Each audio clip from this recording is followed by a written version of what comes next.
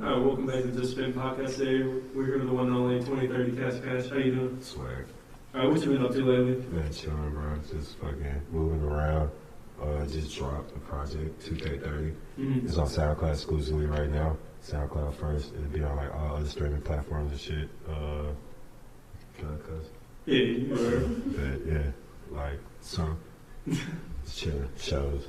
Let's talk about your own name real quick. James Onyx Casher. James Onyx Casher, that thing's dead, bro. It's over with. So how did you get that name at first? It was like an acronym, some shit, but it's over with. It's like over with. I sacrificed that to the radio, you know what I'm saying? All of the things that happened. It was like pretty cool. It was a whole bunch of dope shit. It was a nice journey, but yeah, it's dead same. You say you were sick a couple days ago. You're just back out. Yeah. Performing. Glad to be your first day out coming through. I appreciate you having me. I was like, fuck, I don't know if I'm gonna be able to make it, but yeah, you made time for me, so I had to make time to make this happen. Thanks, man. Let's talk about your tattoo. I haven't seen that one before. What are the meanings behind this? Oh man, it's just like pyramids. It's like fucking hyper dimension doorway.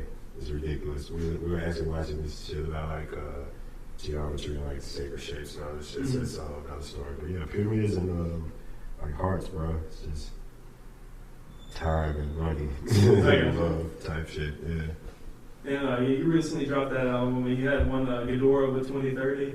Yeah, Ghidorah with Gifts and Kelly Lloyd. Yeah, it's just fucking bumping. That's also on all streaming platforms available right now. Whole bunch of heat on that giant. Shout out my guy Speak with a Gift. Shout out my guy Teddy Lloyd. Highlanders Media Group. How'd that album come together? Did he hit you up, or did you have the idea? Him and Gift had this project called fucking High Tide. That shit was pretty bumping. It came out like 2017. And then me and Teddy linked up just on like natural shit because me and Gift like super tight. So he dropped me off a couple of beats and then we ended up making like Flip. One day he came over and we dropped that joint. It went up like boom. And we had already been just recording shit because me and Gift lived together. We got like a studio together and shit. And Teddy and his roommate, they also had like a similar setup, so we always just be making music and shit regardless. So we already had like all these records just sitting around for probably like a year or so, and we was just like, yeah, this is like the right time to go ahead and drop this shit. Okay. So how long have you known Gift? Since like 2015, 2016. When did you start making music? And like 2013-ish. Was it like out of your own will, or like you listened to people and you just decided like, I'm just gonna try this? It's kind of like both, because I was with people that were making music and I couldn't like make music. I couldn't like rap and do any of this shit. I kind of had like a general understanding how to do this, like how the business worked in it. And I was like, fuck it, I'm gonna try it. And yeah, it's a good like way to manifest stuff, I guess. Like if you got thoughts and shit in your head, you want to get them out, and it might be like really far-fetched when you like say it out loud, but if you just record that shit, it'd be like, all right, yeah, it's not that bad. And other people might be like, hey, this shit kind of dope too. And then next thing you know, it's like, you get better at it. How did you get your unique vocal mixing? From mixing my own shit. Yeah. First thing is like, get back here and motherfuckers are like, yo, you gotta pay all this money and shit. It's like sometimes you just get out the shower and you want to drop a hook with your nuts out, you know what I'm saying? Like, it's just that moment. And really, I feel like the energy is what translates over and makes people like feel that shit. So if you gotta waste all this time like middleman and trying to get the energy from like your head to like the actual song, you know what I'm saying? You're just fucking up. So I was like, I gotta cut the middleman out and started like mixing myself and just kind of feeling my way through it. And like I said, finding shit that I liked and just knowing that, you know, somebody else out there is gonna be like, yeah, this is pretty cool. Then I'll tell somebody and then all of the like-minded people will come together and shit. So how do you make your music? Do you just freestyle, or you just whenever in the moment you're just thinking of stuff? Pretty much. Like I record a lot of people like as a job, kind of. You know what I'm saying? So when I'm recording on a daily basis, I'm dealing with music like on a daily basis, and me and Gift, we live together. He's doing the same thing. So it's like we always bouncing ideas around, and then it's just periods where, you know, if you love doing something, you're just gonna do it anyway, right? So just kind of, whenever I get the time to sit down and really be like, yo, I'm finna be creative, I smoke a blunt, you know what I'm saying? I might do something else and be like, yo, I'm finna fucking drop, and then I just drop until I get tired of dropping. I might do like 8, 9 songs, keep like 3 type shit, and then just put the hoes in the vault, playing for people and shit, you know what I'm saying? Like in like certain situations, or I might slide to a DJ in a certain situation, and if it like go up, or it like go up on like SoundCloud or some shit, I might take it further. So you kind of like, you'll record your song, but you won't just release them immediately, just kind of whenever you decide, like you think, well, I think it's time for this. Right, like if I record this shit and it's just like, damn, it's all hot, it need to go drop, I might just drop it.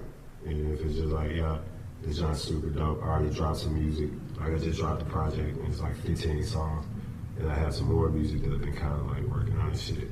But since, you know what I'm saying, like I just dropped this, I might want to let it like do its thing and promote it properly. So, you know, it's just think about shit like that. But being independent and being able to do what the fuck you want is very important, because other than that, you have like all these deadlines and shit. Like, I might have deadlines, but if I don't feel like it's ready, I can say fuck that shit. But if I feel like, yeah, it's ready, as soon as it's out the oven, I can get it straight to them, you know what I'm saying?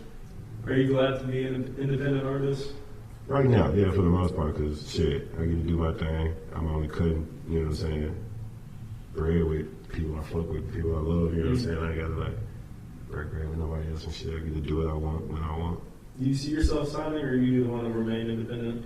If they come with that bag, they gotta come with that major bag, and they gotta be talking to me nice. I'm talking about I need champagne at the meeting, you know what I'm saying? I need all of this shit. They gotta make me feel like I'm a very important person, because I'm a very important person. I feel like I'm a very important person. I feel like I have a lot to bring to the table beyond like music and shit, you know what I'm saying? Like, somebody come to me with a real deal, even like a little bit of money, my ideas, they're not gonna be able to be funded by a little bit of money or something, you know what I'm saying, some money. Then somebody else will be like, oh shit, that's a lot of fucking money. Nah, I need like contingency plan. I need real alternative sources for funding. You know what More I'm saying? money, more ideas. Exactly. I got you. And let's tell me, you already got some recognition. You had the elevator article. So how did that come to be? Did they just hit you up? Yeah, it's dope. I kind of got like a slight management deal thing going on with Elevator or whatnot. We just kind of filling each other out to see what's going on. But yeah, they fuck with the kids shit. It was fucking with all my James Hunt's Cash stuff early. Then I started dropping on stuff under the 2030 moniker and shit. And yeah, they just picked this shit up. Whenever you first made music, were you still in high school or were you out of it? Yeah, I was out of high school. And I was just starting like college. what was the setting of you making your first song? If you ever remember it? Yeah, it was actually like my first songs and shit was on the iPhone. I was recording when I was on the iPhone, like with the little voice recorder shit, and just dropped them. I was on like Facebook and shit, and people would be like, "Oh, this vibing and shit, dope, whatever," you know what I'm saying?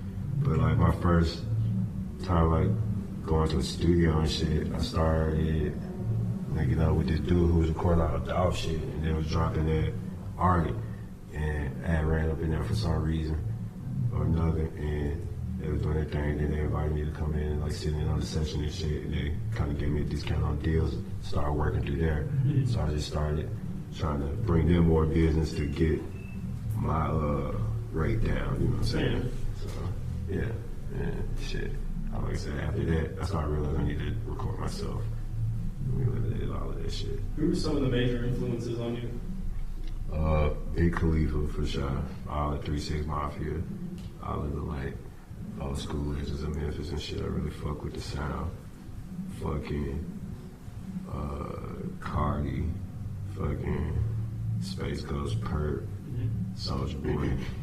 What influenced the way you mix your vocals? Like you said, it was on your mind. That like in Elevator, they wrote that it was non-human like. Right. It's just like that future shit. Like 2030. Yeah, like niggas just be fucking around with the auto-tune. Wayne, I fuck with Wayne super heavy. Like Wayne was one of the first people to really start freaking the auto-tune and shit, and Ye started freaking it. Then it just kind of became like monotonous. But then at a certain point, people started kind of being really like creative with it again. Like Thug, he really creative with the auto-tune and shit. So I was just like, man, how I'm gonna stand out from everybody? Because all these niggas be rapping the same and shit. Everybody be using the same like vocal cadences and flows and shit. So I just started trying to build my sound from like all of the fundamental aspects. You know what I'm saying? So I was like, I'm gonna do my auto-tune differently. All my flows gonna be different. I'm gonna make my own vocabulary type shit. You know what I'm saying? So like people who do get my shit and do follow my shit, we got our own language out the back. Mm. Whenever I hear you on a song, you know it's you. You can't get yourself confused with anybody else. Which is a good thing to stand out in this industry. Distinction. And where'd you go to high school? I went to Craigmont, but I ended up graduating from Bolton High School. Did you ever like think you had anything to do with music back then, or what was your future plan? I was like a hooper. I used to play basketball and run track and shit. I was just like an athlete and fuck. I don't know. I didn't really know what I was gonna do, but I always knew I was gonna have a shitload of money. That was like my goal. Not to sound like shallow or nothing, but I was like, yeah, I want a whole bunch of shit. My parents, they couldn't necessarily get me all the shit that I wanted, and I realized I wanted a bunch of shit at an early age, so I had to get the shit myself. I was like, fuck it. I'm gonna do something. I'm gonna get a lot of money. I'm gonna do what I want to do. I never thought it was gonna be music, but I knew it was gonna be like somewhere revolving around like business, commerce in general. You just whenever you can get a lot of money. Trade, exactly, like supply and demand. I understood that from like a very early age. That's what I feel like helps me with like a bunch of other shit. Like people would be like, music doesn't necessarily pay, but the business around music pays like a motherfucker. You know what I'm saying? And you and Gift had that song Waveland, right? Right. And yeah, how'd that music video come to be? Man, shout out my nigga Ghost too. He was just in town and I just love. He'll be back in town next week for my nigga Marco birthday bash. Shout out Marco Pave too. But man, me and Gift, like I said, we've been just doing this shit for a while. We just record, just like he'll get our work, come over, we roll up some blunt and just start dropping beats and shit and just drop. Waveland was one of them joints. We had dropped it. We had the show with Xavier Wolf, the Tundra Boy 2 tour, stop in Memphis, and we had an opening slot for that joint, and we had just recorded the song, and this shit was hard. We know when that shit hard. We know when people gonna be like, damn, this shit hard, because it sound like some shit. Yeah, especially at that time, like it wasn't nobody in the like Memphis scene. It wasn't even really a scene then, honestly, but there was nobody like putting out music around here that sounded like what we was doing and shit. So we had the show opportunity. It was like gonna debut, and that joint went up like a motherfucker. We got video footage online, GNG LND at YouTube. You can search and see that shit. Shit went up, and it was like, damn, okay. So Ghost came in town. He was like, yo, we got one, and Elevator had reached out. They was like, yo, get a video together, and shit, we was in the living room smoking blunts. I had just got some clothes and shit.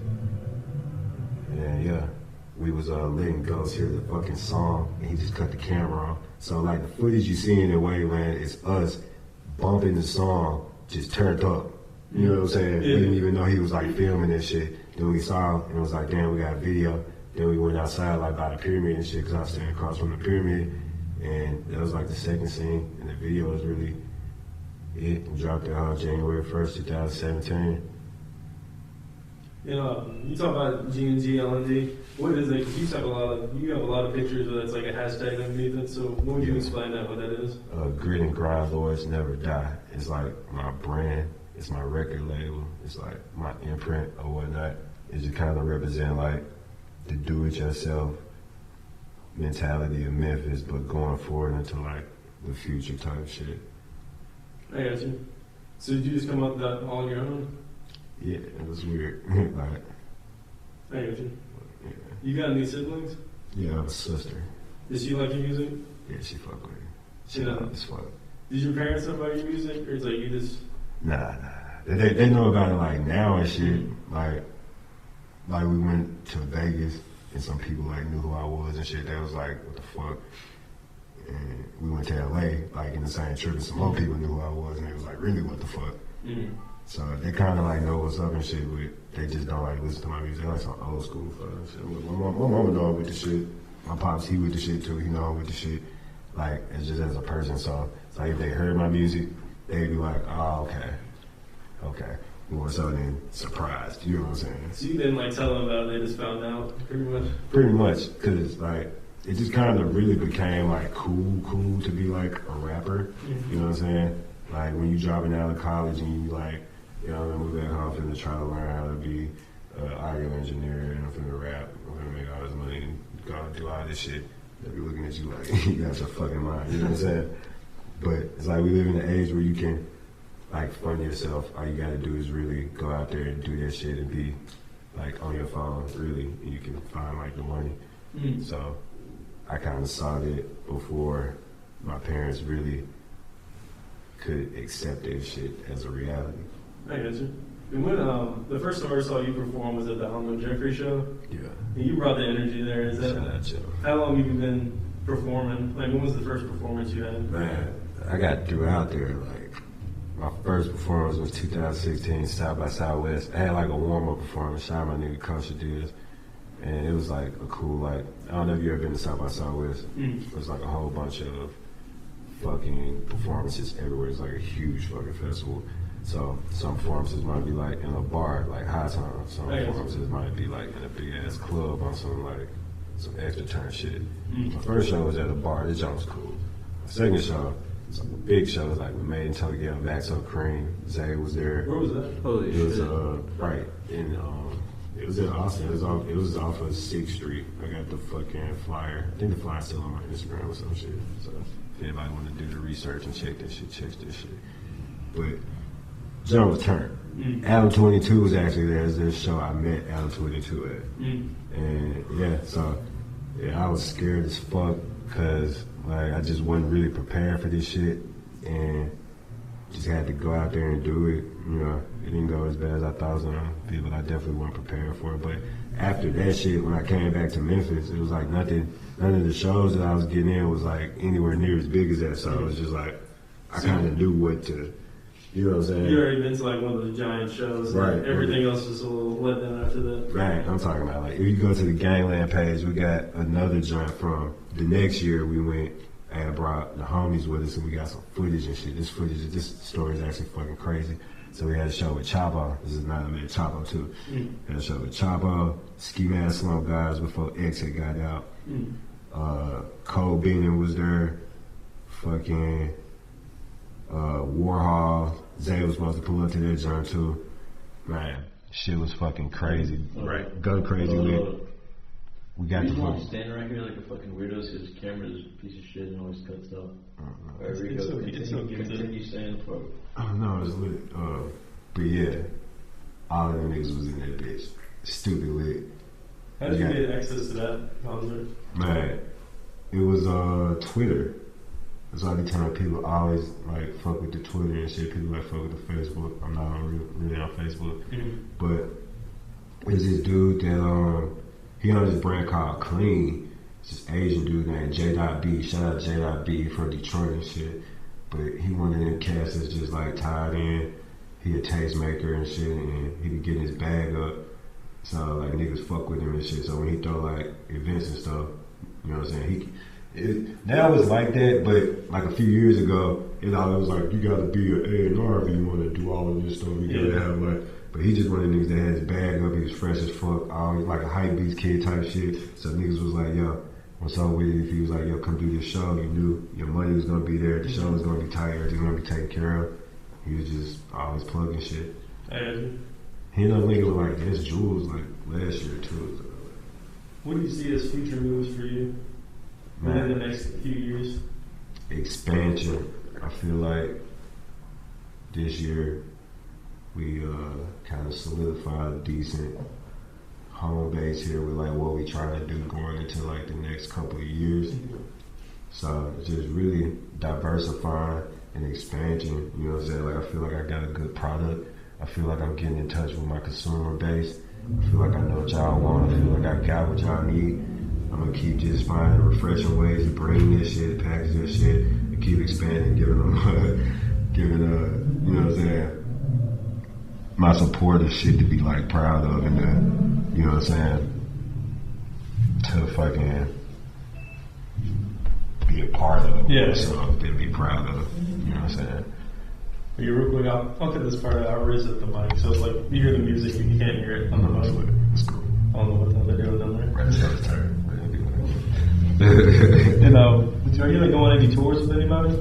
Man, I'm working on a situation right now. There's a couple of little situations on the table, but I'm always out there getting a bag. Like, I'm always out there making moves. I might be in Denver on the 29th, show a chop up.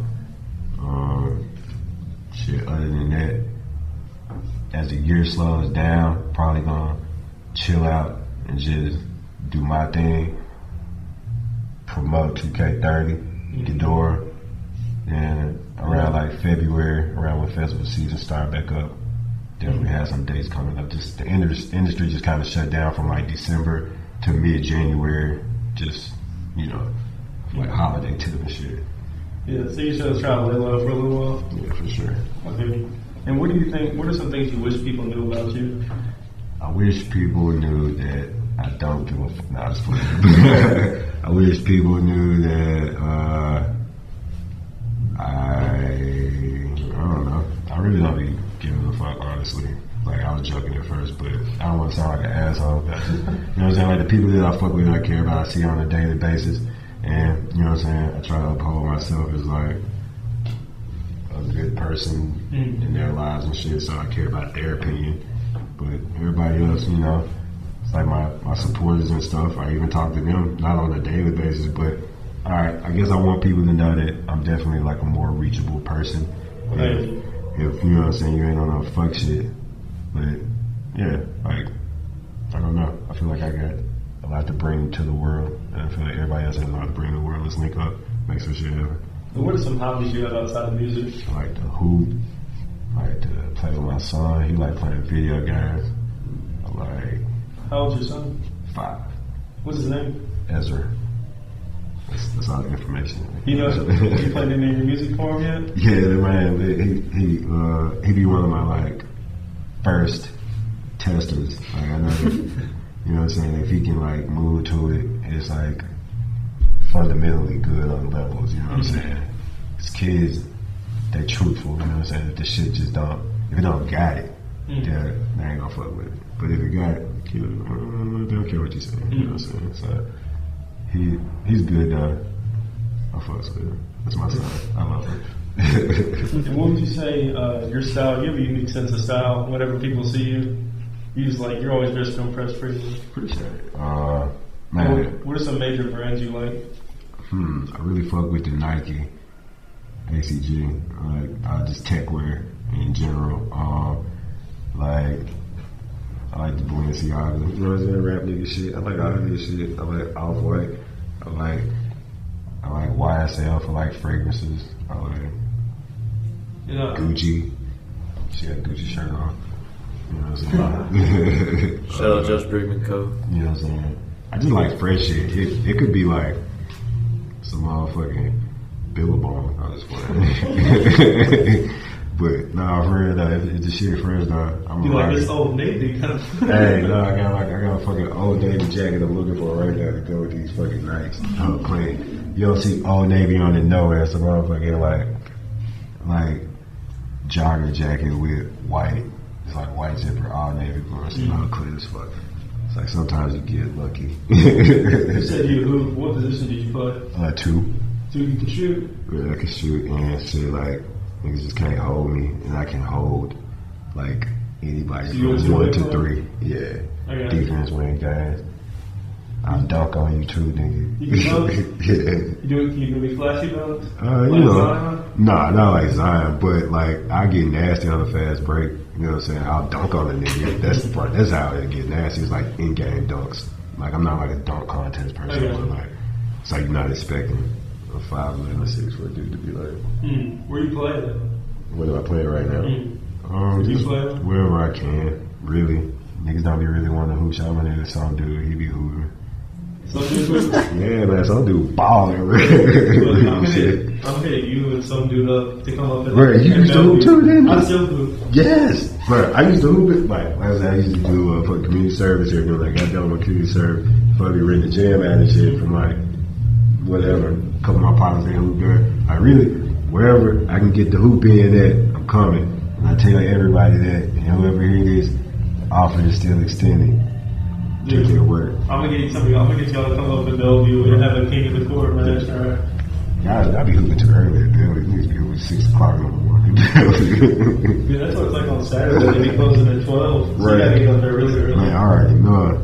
I used to be on that shit, but now I'm a fucking degenerate. I would get up before 12 o'clock. You like to get sleep in? That's right. I just really don't go to bed till like 5 or 6. We watch like scary movies every night and eat food. It's horrible. It's a horrible lifestyle. Recording people, laying around, just being like the worst people possible. You say you used to stay out like by the pyramid. You still stay out there? No, I stay like right by. Hold on, wait. Yeah. I stay like in Midtown now. Yeah. I used to stay downtown, and then before that, I stayed in like East Memphis. I got it. You had the BWJ album? Yeah, Bruce Wayne James. So how'd that one come to be? Or what's the name? I met this nigga Margin Jams in February, and this nigga with the M on his hand. Nigga, I probably seen him around. Photographer? Yeah, photographer, shit talker, coordinator extraordinaire. Man, genius, dog. Fuck with bro. And yeah, he was like, yo, nigga, I'm gonna be a cameraman for the free. I was like, all right, bet. I got work. I promise I needed you. So he started hanging around, and we started like filming a whole bunch of shit. We got a shitload of footage I just have not released. I didn't think about releasing too. But yeah, so we started going on this like rebranding thing because I had a cameraman now. So I'm like, okay, I want to try something new. And yeah, we was like, yeah, we in this fucking spot where we record this shit. We dubbed it Wayne Towers, and Cohesion with the back game where my nigga Justin is running like that shit right now. Shout out my nigga Fat. And yeah, it's just also like Batman shit. It's also like Gotham City shit. Cause Memphis is like goth as fuck. Yeah. You know what I'm saying? You said like you've been making music for a long time. You said a good amount of time. Good You amount. see like all these other Memphis rappers making music. What are your thoughts on like the other wave of people that are coming along with y'all? What's the other way? You can say like Hollywood White, like those types of guys. You know what I'm saying? Hollywood White, yeah. Like Chris Bell, Grizz, those guys. But hey, I fuck with Grizz for sure. I fuck with Pacey. I fuck with like Hotel. I don't know if you consider Hotel like that. Like I fuck with everybody really. I fuck with anybody that's really trying to represent Memphis in an organic way. You know what I'm saying? And anybody that's really just trying to like better themselves in general, because that's what it's about. Like niggas be looking at it from like a negative perspective, but like Memphis is the city of finesse for a reason, bro. Do you see yourself moving out of the city anytime soon? I always have a spot here because the real estate is just lush here, but it ain't shit to do here. All the money everywhere else. So my whole thing is like, why would you have one spot if you can have 4 or 5? If you know what I'm saying, we live in the United States, why do I have to say? Just in one area. You know what I'm saying? So I'm always have a career here. Do you see yourself moving out to like LA area? You getting popular out there? I'm the type of nigga, I live in Vegas and just travel to LA. I like to gamble and shit. You good at gambling? I'm pretty good at taking folks' money. You know what I'm saying? I like to pride myself in it. What would you say is one of your dream collabs? You can be somebody who died or is alive, but you can get a collab with anybody. That's interesting. I don't know. I never thought about that shit. I really just open to working with a whole bunch of like people. Like I said, I respect music in general. I respect everybody creative input. Like, for instance, like I like Khalifa, Big Khalifa, but like the era of Khalifa that I really like hold golden, that I would want to work with is not who he is as a person anymore. So it almost would be like disrespectful for me to be like, yo, can you do like it like this? You know what I'm saying? So be like your old style, like you're like that's the old me. Right. So it's like if the situations like just manifest themselves, I just be looking at them. I was like, each situation I need to make the motherfucker like the best situation possible. So I don't know. I've never looked at it like anybody's on the pedestal and I just want to work with them. Like I said, major respect to all the artists out there just doing their thing and shit. I could like get some fucking DJ Paul beats, you know what I'm saying? Send me them hoes. If I could get some Juicy J beats, send me them hoes. But yeah, man, I don't know. I guess that's type shit. You were at the High Speak with the Gifts where you had the Wave Fest. Yeah. Wave Fest. You go out support him a lot of your events. Do you have an event you're going to be throwing on your own? Man, I'm usually just in like the background with shit, just kind of helping how I can with stuff. But if the situation was right, yeah, I definitely do that shit. Like all of my shit, I envision it being more like invite only, just exclusive stuff. Just because it's just kind of how my brand is. You know what I'm saying? Like for instance, I just dropped 2K 30, and I'm low key working out a Young Avenue as an engineer, and it's a live room and shit. I might throw like a listening party there where I would invite some media people, maybe like 30 people type shit. Sounds good. You know what I'm saying? 5 to 10 like media people, then of course my people in that bitch, and you know what I'm saying, a couple more like tastemakers and shit. Just hypothetically. So now we got like this room, 40 people in that joint, and we going up, you know what I'm saying? Just events and shit like that. Just want to build it organically.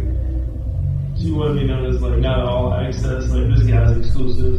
For sure. I mean, I don't even want to be known. That's just how it is. Anybody that know me know what's up with it. You know what I'm saying? It's like, that's just how it is. I don't want nothing that's like easily accessed. I got you.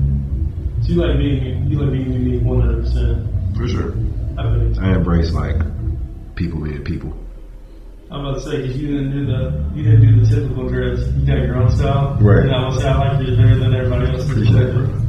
You got anything else to say? Some shout outs? Yeah, man, shout out to everybody out there getting that shit. Shout out to everybody out there fucking with this 2K movement, man. 2K 30. We into the motherfucking future, man. Shout out my nigga Ghost Harmon. Shout out my family. Shout out everybody that's in this room right now that is, you know what I'm saying, making my voice heard to all you cool people out there that's listening. You know, gang shit. Thank you, bro.